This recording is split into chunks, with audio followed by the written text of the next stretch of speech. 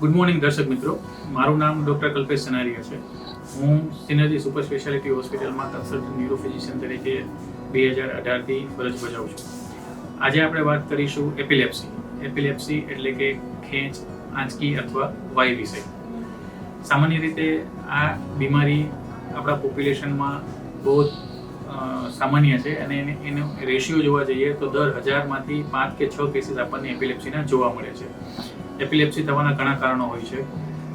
એમાંના ઘણા કારણો જેનેટિક હોય છે, ઘણા કારણો મગજની બીજી બીમારીને લગતા હોય છે.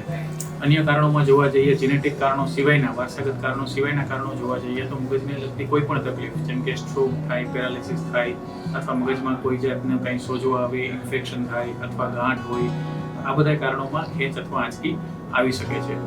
આંચકી છે એની સારવાર ખૂબ જ સરળ છે અને આંચકીની સારવારથી દર્દીના જે આંચકીના જે એપિસોડ છે એને ઘણા મહદઅંશે કંટ્રોલ કરી શકાય છે અથવા દર્દીને સંપૂર્ણપણે એમાંથી મુક્તિ પણ અપાવી શકાય છે. પહેલાંના સમયમાં આંચકી વિશે ઘણી ગેરમાન્યતાઓ હતી કે આંચકી મટે નહીં અથવા તો આંચકીને કંટ્રોલ ના કરી શકાય, પણ ખરેખર અત્યારના સમયમાં ખૂબ જ જે આધુનિક દવાઓ આવે છે એની મદદથી આંચકીને ઘણા ખરા અંશે મહદઅંશે કંટ્રોલ કરી શકાય છે. જૂના જમાનાની જે દવાઓ હતી એની સાઈડ ઇફેક્ટ્સ હતી, જે નવા જમાનાની અત્યારની લેટેસ્ટ દવાઓ છે એમાં સાઈડ ઇફેક્ટનું પ્રમાણ ખૂબ જ ઓછું હોય છે. આંચકીના એપિસોડ ઘણા ઓછા હોય છે. દર્દીની ક્વોલિટી ઓફ લાઈફ પહેલાં કરતાં ઘણી સારી હોય છે.